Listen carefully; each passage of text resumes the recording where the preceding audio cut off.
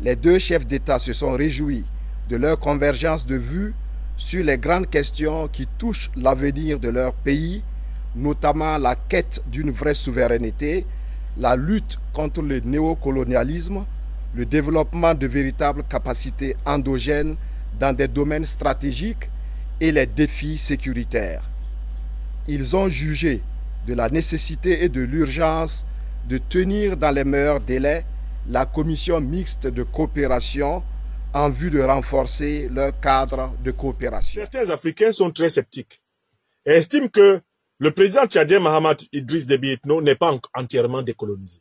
La deuxième raison qu'ils ajoutent, c'est la nature du régime tchadien, son origine. Le régime tchadien, c'est incontestable, est un régime issu de la cuisse de la France-Afrique. Certes, grâce au soutien de son principal opposant d'un temps, Succès Masra que j'ai renommé utilement Échec Masra, et à l'éradication de l'opposition tchadienne, le président Mahamat Idriss Déby Itno a remporté les dernières élections dans son pays. C'était d'autant plus facile qu'il n'y avait plus d'opposants en face. Masra s'étant rallié à lui, Yaya Djilo Djerumbechi ayant été assassiné, il était facile pour le président Mahamat Idriss Déby Itno de gagner les élections, et même de gagner les élections législatives. C'est une victoire logique dans une situation politique où il n'y avait plus d'opposants de taille face à lui. Donc, la véritable origine du régime, c'est avril 2021, le président français Emmanuel Macron qui vient entériner le coup d'État contre les institutions tchadiennes. Tout le monde s'en souvient.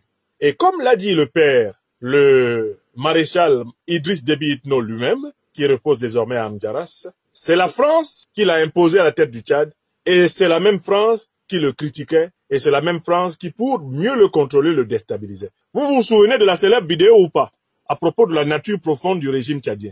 Je ne vais pas la faire réécouter ici. Le président Idriss Déby Itno a clairement reconnu que son régime était l'expression de la volonté française. Ça, c'est la deuxième raison, l'origine du régime. Et la troisième raison pour laquelle les Africains sont sceptiques envers le rapprochement tchado et bien burkinabé, elle est liée à la pratique politique à l'intérieur du Tchad. C'est-à-dire au fait que, à l'intérieur du Tchad, la réconciliation nationale est pour le moment le parent pauvre de la politique. Le fait que plusieurs Tchadiennes, plusieurs Tchadiens, eh bien, ne peuvent pas pleinement s'exprimer politiquement dans leur pays en raison de la nature autoritaire du régime. Par opposition à un consensus populaire beaucoup plus large en faveur du président Ibrahim Traoré, bien que celui-ci soit aussi originaire d'un coup d'État avec insurrection populaire. Voilà les trois principales raisons pour lesquelles les Africains doutent de ce rapprochement. Mais faut-il s'en tenir uniquement à ces raisons? Ma réponse est non. Il faut regarder les raisons pour lesquelles il faudrait encourager ce rapprochement et donner à ce rapprochement ce qu'on peut appeler le bénéfice du doute.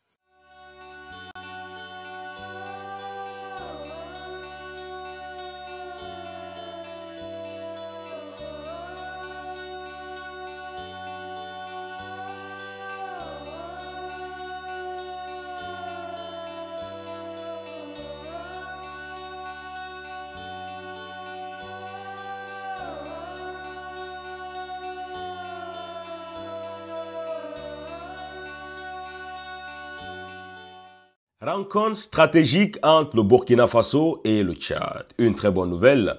Et ce n'est pas la première fois qu'on parle de cela sur cette chaîne. Le Burkina Faso et le Tchad sont en train de partager une même région d'Afrique qu'on appelle le Sahel. Ils ont aussi le même problème avec le terrorisme.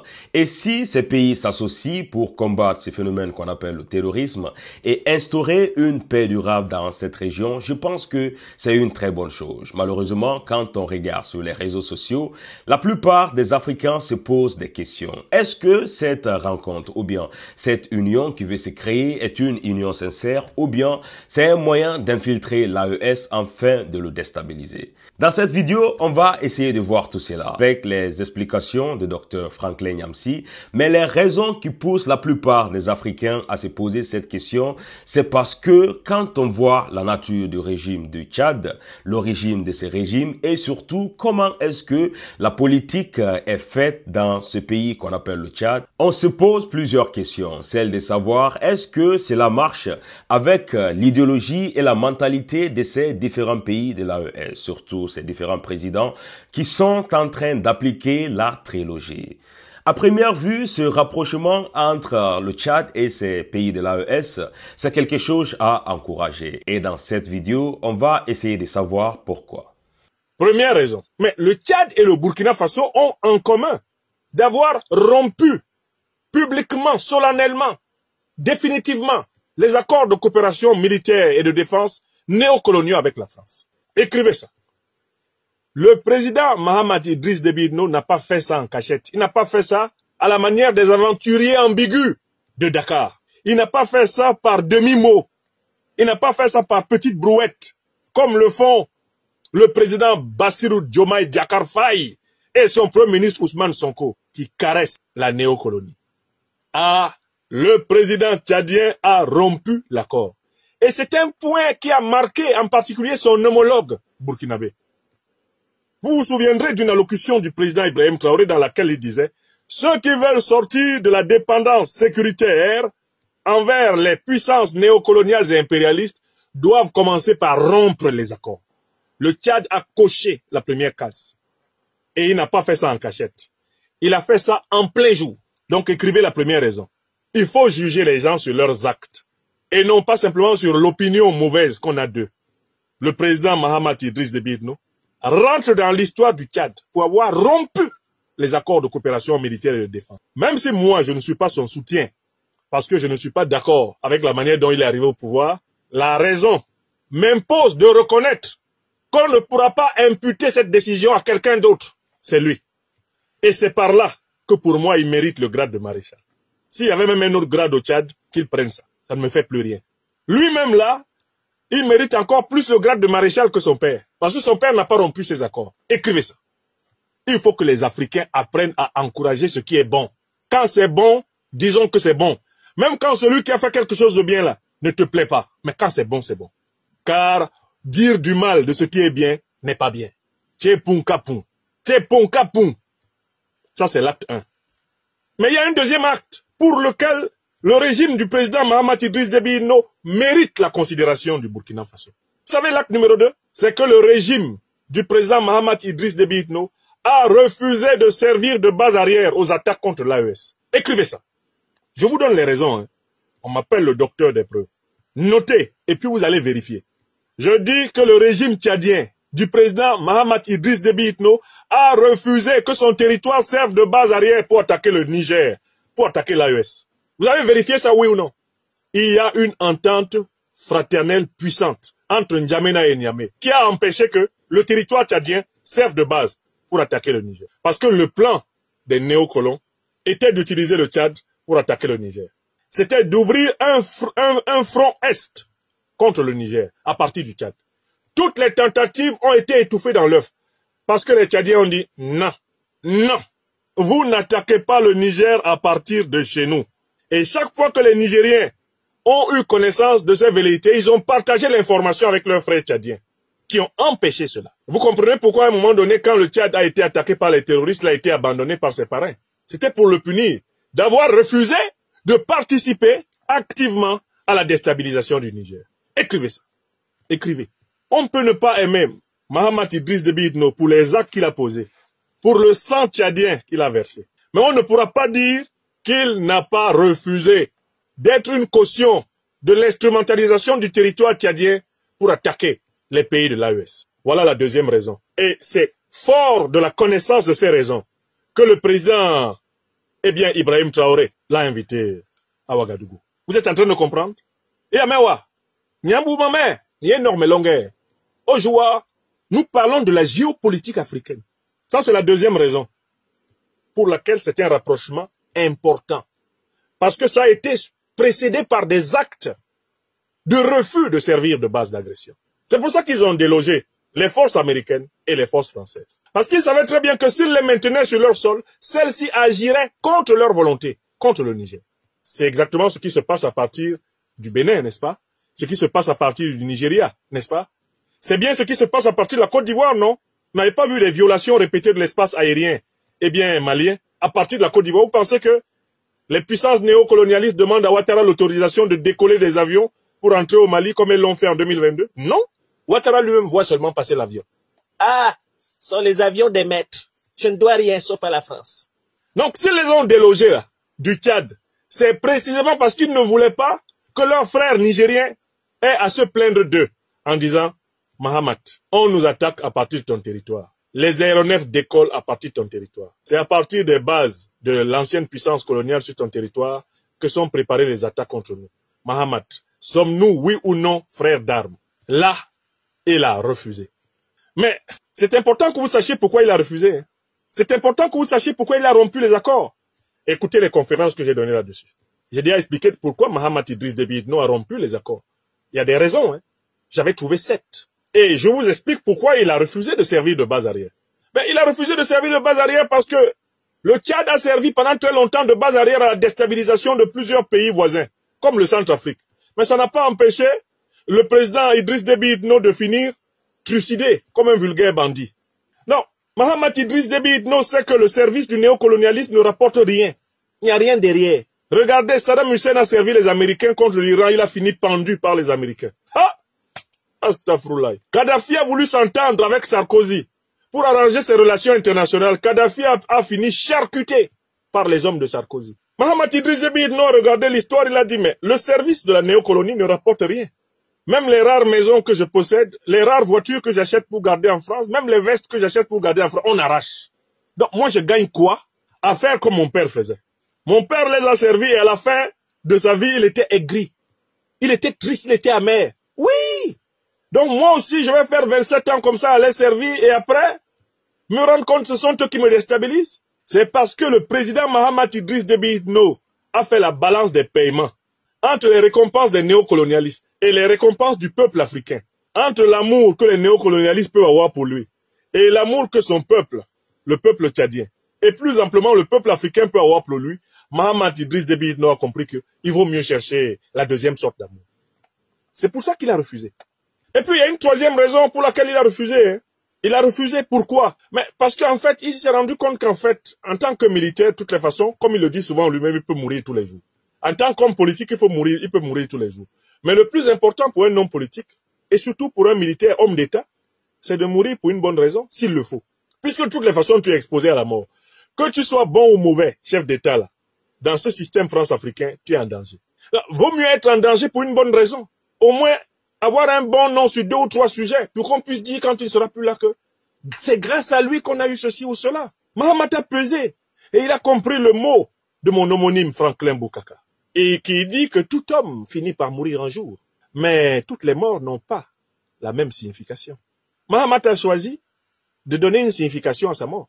Et c'est pour cela qu'il s'est attiré la sympathie des dirigeants de l'AES. Et donc, en conclusion sur ce point, quand on prend les raisons pour lesquelles on peut douter du régime de Mahamat Idriss Déby Itno, et qu'on les compare aux raisons pour lesquelles il faut lui accorder, je ne dis pas la confiance absolue, mais le bénéfice du doute, pour ma part, dans la dynamique de la vision panafricaniste, je pense qu'il faut accorder le bénéfice du doute au président tchadien, sans oublier de s'empresser, d'ajouter ceci.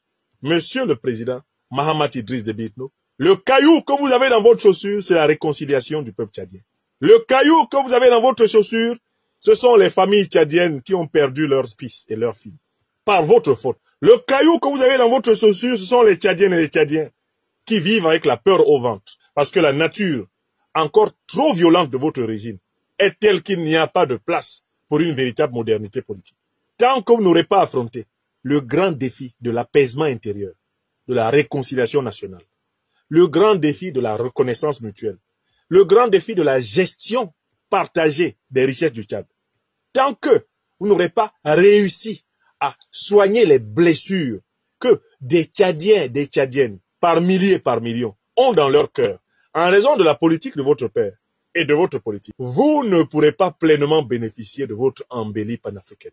Le panafricanisme, c'est bien, c'est absolument l'idéologie politique de notre temps africain, mais cela doit s'accompagner d'un effort appuyé de réconciliation nationale et de prospérité partagée. Si on ne peut pas améliorer de manière notoire les conditions de vie de nos peuples, si on ne peut pas résoudre les problèmes moraux qui bloquent les âmes errantes, les âmes sans sépulture, les souffrances jamais exprimées, les souffrances jamais verbalisées, si elles ne peuvent pas être exprimées, si on ne peut pas trouver un langage commun pour un vivre ensemble véritable, eh bien, c'est souvent peine perdue d'avoir mis toutes ces billes dans un panafricanisme pompeux. Le panafricanisme s'accompagne d'un nationalisme révolutionnaire. Panafricanisme en tant que haute conscience de notre appartenance à une grande civilisation. Nationalisme en tant que soin pris à sa nation. Soin pris à veiller à ce que les ressortissants de son peuple, de sa nation, y compris ceux de l'opposition, disent « c'était un bon président ». Je le combattais parce que j'aurais aimé être président à sa place, mais c'était un bon président. Tel est l'objectif d'un véritable homme d'État. Que ses pires ennemis finissent par lâcher le mot « c'était un bon président ». J'étais contre lui, mais c'était un bon président. Ce n'est pas facile. C'est plus facile à dire qu'à faire, mais c'est cela le chemin du Tchad. Le panafricanisme doit être accompagné d'un nationalisme révolutionnaire, d'après le Dr Franklin Yamsi. Nous venons donc de voir son exposé concernant les 3 raisons qui ont poussé le maréchal Idriss Déby Itno à chercher les bases militaires françaises et américaines sur le sol tchadien. Et ce rapprochement entre le Tchad et ses différents pays de l'AES, je pense que c'est quelque chose à réellement encourager. À encourager dans le cadre où actuellement le Tchad est seul dans cette lutte. Et vous le savez très bien, quand on met fin aux accords coloniaux ou bien aux accords qui lient les grandes puissances aux pays comme ceux que nous voyons en Afrique, bien sûr, ils vont passer par tous les moyens pour le déstabiliser. Nous avons plusieurs exemples à nos vues, que ce soit le Mali, le Niger, le Burkina Faso et même le Tchad est témoin parce que dans cette vidéo, le Dr Franklin Yamsi vient de nous expliquer que le Tchad a refusé à maintes reprises de servir de base arrière pour déstabiliser le Niger. L'idée de l'actuel président du Tchad, le maréchal Idriss Itno Déby, est une idée panafricanisme. Ce qui se passe dans son pays, c'est purement politique. Quand on voit dans le monde, on se rend compte que les politiciens ne sont pas aimés par la plupart des personnes. Mais cela ne les empêche pas de mener leur politique. Qu'ils soient aimés par la majorité de sa population ou pas, ce qu'il faut noter en tant que panafricain, c'est ce talent panafricaniste que l'actuel président tchadien est en train de mener. En tant que jeunesse africaine qui veut voir les choses changer dans nos différents pays, il faut réellement accorder ce crédit à ce régime tchadien. Les ouvrir les portes et les faciliter parce que dans cette démarche qu'ils sont en train de faire, c'est réellement une démarche sincère. Ils ont déjà commencé d'abord à chercher toutes les bases militaires françaises et américaines sur leur territoire. C'est maintenant à nous de leur accorder ce bénéfice de doute. J'appelle donc les Africaines et les Africains à accorder, dans les circonstances difficiles que traverse notre continent, un bénéfice du doute au Tchad. D'autant plus que nous avons besoin d'un renforcement de l'alliance sahélienne pour protéger l'Afrique noire du grand plan de déstabilisation ourdi par l'OTAN contre elle. Nous devons encourager tout ce qui renforce les solidarités, tout en insistant sur l'importance de la vigilance, de la lucidité. Il ne faut jamais perdre sa vigilance et sa lucidité. Et je ne crois pas que les 3 dirigeants de la Confédération des États du Sahel soient des gens qui se laissent distraire facilement. Il ne faut pas perdre cette vigilance, mais il faut engranger les victoires. Aujourd'hui, l'alliance qui charme, l'alliance qui touche les cœurs, l'alliance qui rassemble, l'alliance qui fait vibrer les Africains, c'est incontestablement la Confédération des États du Sahel. Que le Tchad se rapproche, que le Togo se rapproche, que demain peut-être la Guinée se rapproche, que demain peut-être le Sénégal se rapproche. C'est une bonne chose. Et nous devons féliciter les dirigeants de l'AES pour cette grande offensive diplomatique qu'ils mènent. Même l'Union africaine est complètement contrite de jalousie quand elle regarde le succès de l'AES. Aucune autre organisation politique du continent africain n'attire autant de sympathie, autant d'espoir, en raison de la justesse des causes défendues et de la fermeté du leadership. Voilà pourquoi il ne faut pas regarder simplement la moitié vide du verre de la relation tchado-burkinabé, il faut regarder la moitié pleine. Et voilà pourquoi je formule cela sous la notion de bénéfice du doute. Tant qu'il pose des actes, justement, de facture panafricaniste, mais il faut encourager le président Déby. Il faut l'encourager. Si vous avez regardé cette vidéo jusque-là, je vous prie de laisser en commentaire tout ce que vous pensez concernant ce rapprochement entre le Burkina Faso et le Tchad. Les explications du Dr Franklin Nyamsi dans cette vidéo concernant la géopolitique. Et aussi, je vais prendre le temps de lire vos commentaires. Si vous voulez apprendre de plus, partez sur la page officielle du Dr Franklin Nyamsi. Cette conférence, c'était une conférence du 28 février 2025 sur sa page officielle. YouTube ou bien Facebook, il y a plus à apprendre. On se retrouve à très bientôt pour une nouvelle vidéo, mes frères.